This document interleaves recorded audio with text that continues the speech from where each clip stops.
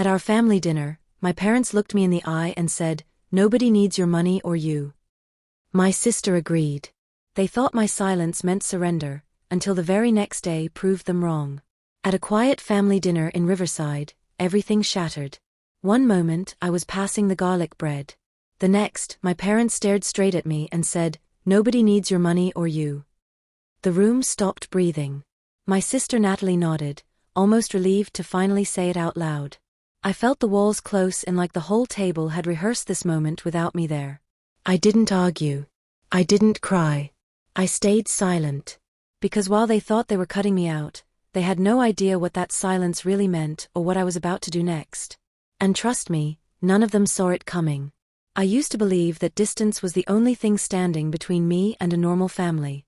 Living in Boston, working long hours as a data analyst, I told myself I was just too busy, too far away, too caught up in project deadlines to be present the way they wanted. But the truth sat deeper than that, buried under years of unspoken expectations and the kind of history families pretend to forget. Growing up in Riverside, life never felt easy. Our small ranch house always smelled like burnt coffee from Dad's late shifts and lavender detergent from Mom's endless laundry. Money was tight enough that even the floorboards seemed to creak with worry. I remember the nights when the housing crisis hit hardest, Mom whispering about overdue mortgage payments, Dad pacing the kitchen, and me pretending to sleep while I listened through the thin bedroom wall. Back then, I thought if I worked hard enough, I could pull us out of that darkness somehow. Natalie, my younger sister, used to slip into my bed whenever the shouting got loud. She'd grip my hand and ask, "We're not going to lose the house, right?" I'd tell her no, even when I wasn't sure myself. I was 13, she was 11, and I somehow decided it was my job to carry her fears along with my own. That promise stuck to me like permanent ink. School became my sanctuary. I studied under my desk lamp so I wouldn't wake her up. Teachers pushed me toward analytics and programming, saying I had a mind built for untangling chaos. By high school, I was winning hackathons and dreaming of a life bigger than Riverside, one without the weight of collection notices or microwave dinners eaten in silence. When I earned a scholarship and left for the city, I carried more than suitcases. I carried guilt and a sense that I was abandoning Natalie in the very storm I'd promised to shield her from. But I didn't disappear. Every paycheck I earned felt like a new chance to fix something back home. The busted water heater, the sagging porch, the repairs Dad couldn't afford. I sent money quietly without ceremony, because that was how love operated in our family. Unseen, unspoken, expected. Natalie had dreams too. A small cafe, a cozy place to serve her homemade pastries, something she'd talked about since she was a kid, decorating imaginary menus on notebook paper. Helping her felt like fulfilling that childhood promise in a way words never could. A loan here, a payment there, and eventually a Jeep Cherokee to help her transport supplies and catering orders. Somewhere along the way though, Natalie's gratitude faded into something sharper. She'd make little comments about my fancy Boston lifestyle, or call my help charity in that sing-song voice that made it sound like a joke but felt like a knife. Dad bristled whenever I offered to fix something around the house. Mom's tone shifted whenever I mentioned visiting, as if my presence was an inconvenience rather than help. Still, I hoped that family dinner would be different. A chance to reset. A chance to feel like I still belonged. But I misread everything, every silence, every shrug, every tight smile. And by the time I realized the truth, the damage had already been waiting for me at that dinner table. The moment I walked into my parents' dining room that night, something felt wrong. Not loud, not obvious, just a heaviness, like the air had already decided what was going to happen before I even took my seat. Mom barely glanced up when I came in. Dad gave a stiff nod. Natalie flashed a smile that didn't reach her eyes, the same practiced one she used when she wanted to hide irritation behind politeness. I tried to ignore it. I asked about work, about the cafe, about how they'd been holding up. Each answer was short, clipped, like they were checking off boxes in a script they didn't want to perform. At one point, Natalie made a comment about my blazer, so corporate, with that sly little tone that made it sound like a compliment but felt like a slap. Dad muttered something about me being too busy in the city. Mom sighed dramatically when I offered to help with some repairs around the house. It wasn't new. These little stings had been simmering for years, but tonight they were sharper, more deliberate, and I couldn't shake the feeling that they'd been rehearsing something without me. Dinner was served, and for a few minutes, everyone pretended to be normal. Forks scraped plates. Glasses clinked. Natalie talked about her cafe being community-supported, her words pointed, as if rewriting history right in front of me. I almost corrected her, but swallowed it. I told myself I came to reconnect, not to argue. Then it happened. Dad set down his fork. The sound was too loud in the quiet room. He looked straight at me, expression hard, almost resentful. "We don't need your money, Catherine." Mom didn't miss a beat. "Or you," she added, the words sliding out smooth, practiced. For a second, I just blinked. I thought I misheard. My ears rang. My chest tightened. The room tilted ever so slightly. But then Natalie leaned back in her chair, crossed her arms, and said it. "She's right. Nobody needs your money or you." It wasn't a whisper. It wasn't hesitant. It was agreement, cold, final, like she'd been waiting for someone else to say it first so she could pile on. I looked around the table, searching for any flicker of doubt, any sign that someone might speak up for me. But every pair of eyes avoided mine. Dad studied his plate. Mom reached for the wine bottle. Natalie examined her nails. That was the moment everything snapped. Not because they rejected me, but because I finally understood they'd already decided I didn't belong. And they decided it long before I ever sat down at that table. I didn't remember standing up. One moment Natalie's words were echoing in my head, and the next I was outside on the porch, breathing in the cold November air as if it could wash the sting off my skin. The air tasted metallic, sharp, nothing like the warmth I used to imagine when I pictured home. I leaned against the railing, letting the silence settle. I stayed quiet, not because I agreed with them, but because if I opened my mouth, I wasn't sure whether I would scream or break. I walked to my rental car without looking back. No one followed. Not Mom, not Dad, not Natalie. For years, I had been their emergency fund, their fixer, their safety net. And now, in the moment I needed even an ounce of empathy, the entire table stayed seated, like my absence made dinner easier. At the hotel, the room felt too sterile, too quiet, like a blank page I didn't know how to fill. I sat on the edge of the bed, replaying their voices, their expressionless faces, the way Natalie didn't even flinch when she echoed, "Nobody needs you." I pressed my palms against my eyes until stars burst behind my eyelids. Then my phone buzzed. Claire Henderson. She wasn't someone who called casually. She knew I didn't like surprises. I answered with a shaky breath. "Yeah." "Catherine, did something happen tonight?" Her voice was cautious, almost bracing. I swallowed. "Why?" "You need to check Natalie's Instagram right now." My stomach tightened. I opened the app, searched my sister's page, and felt the last bit of hope drain out of me.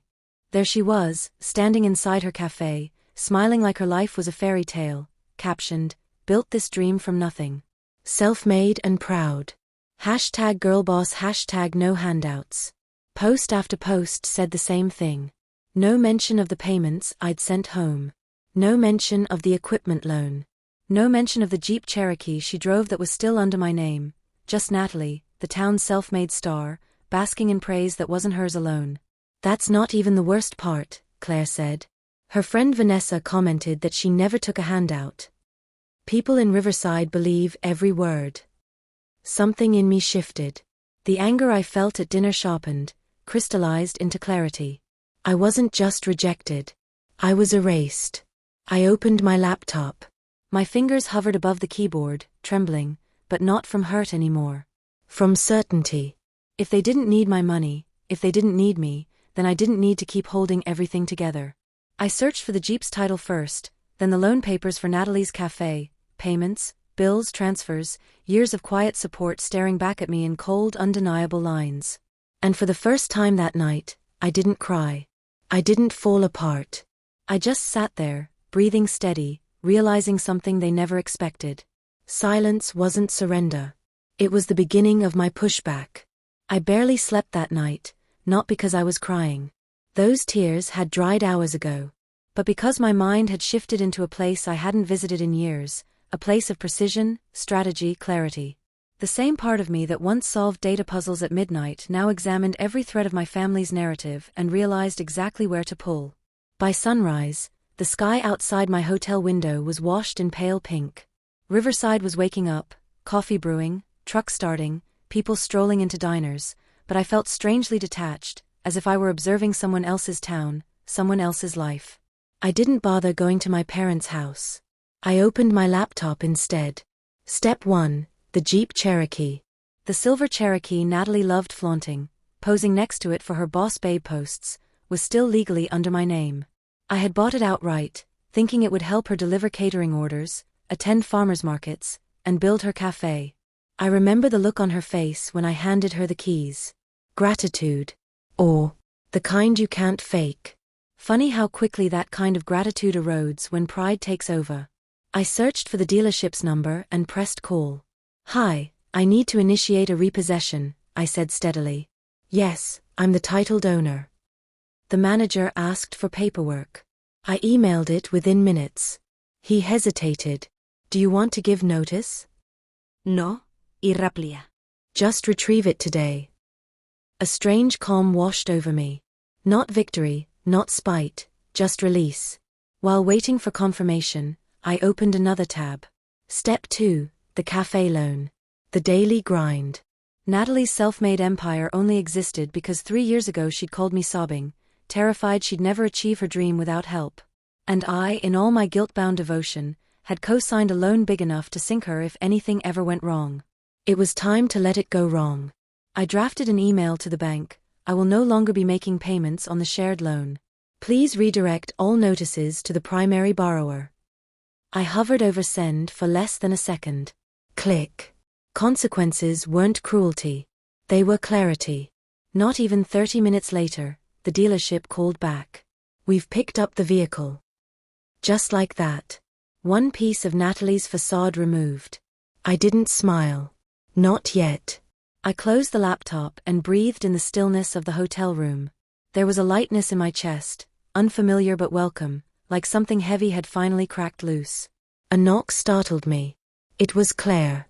She stepped inside and locked the door behind her. "Catherine, people are talking," she said quietly. "The Jeep got taken from Natalie's driveway, and the bank called her about missed payments." I raised an eyebrow. "Already?" "She's freaking out. Posting cryptic stories, deleting comments." "Let her," I said.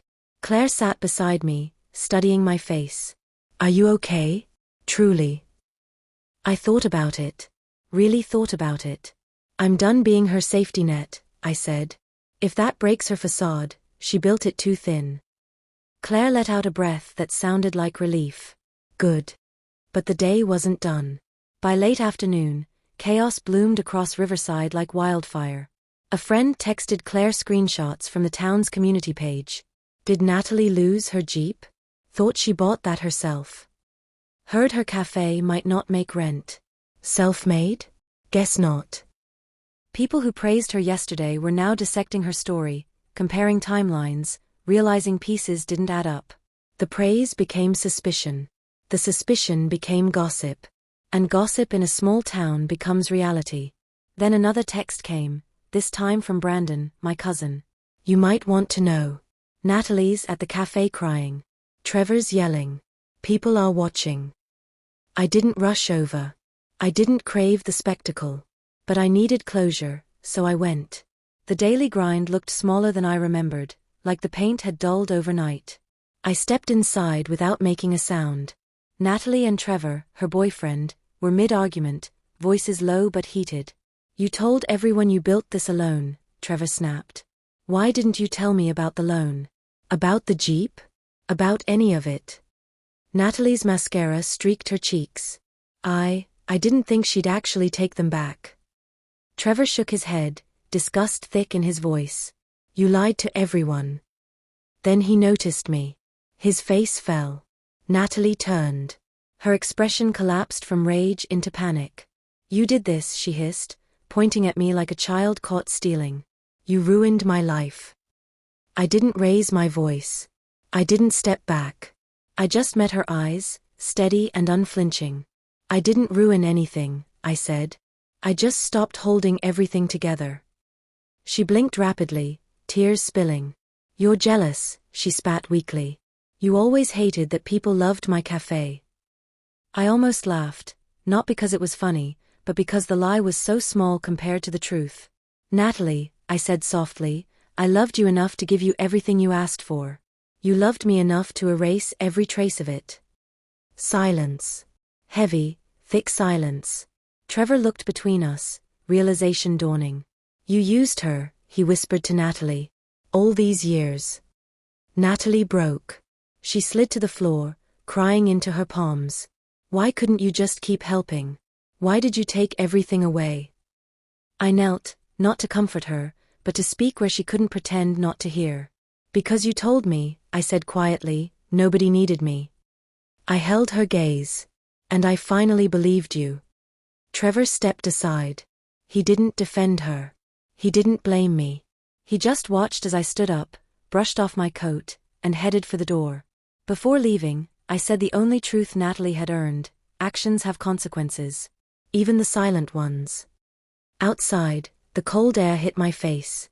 This time, it didn't sting. It freed me. I walked back to my car, each step lighter, each breath deeper. The sun was setting over Riverside, warm gold sliding across rooftops, beauty the town didn't deserve. But I finally did. Behind me, the daily grind's lights flickered.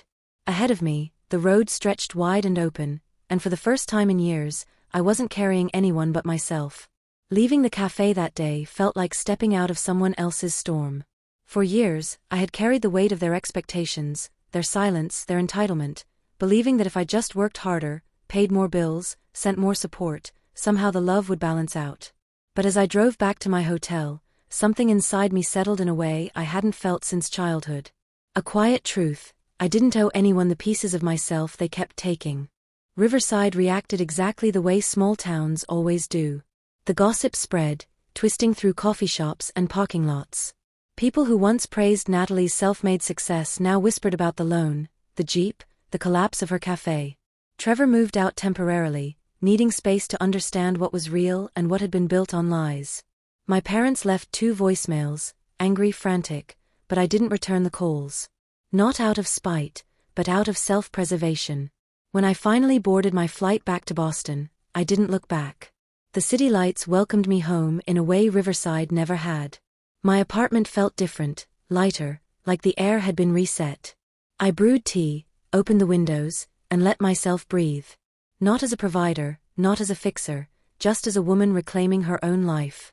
I realized then that boundaries aren't walls. They're doors. And I finally closed the ones that were draining me. Back in Boston, I learned to live without the constant pull of guilt. I focused on work, on the friendships that chose me, and on building a life that wasn't measured by how much I could give. I didn't need revenge to feel whole, just distance, clarity, and the reminder that I'm allowed to choose myself. And if you've ever been the one quietly holding a family together while they pretended not to notice, I hope my story tells you this: your worth isn't determined by who fails to see it.